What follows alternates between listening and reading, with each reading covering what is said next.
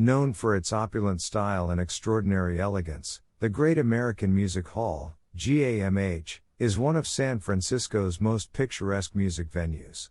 The Tenderloin-based rock club was built right after the city's 1906 earthquake and fire as a restaurant and bordello, and later became a jazz club after World War II. It served as a moose lodge for a time. By the early 70s the building was in serious need of repair and almost met the wrecking ball. However, with a last-minute reprieve it became the Great American Music Hall in 1972. Refurbished, repainted, and ready to go, the 470-seat concert hall has since welcomed everyone from legendary jazz artists Count Basie and Sarah Vaughan to Arcade Fire and Social Distortion's Mike Ness. Along with its lavish interior features, like ornately decorated balconies, thick marble columns, and ceiling frescoes, WWII also boasts a large oak floor for both seats and standing room, 2 full bars, and a state-of-the-art sound system.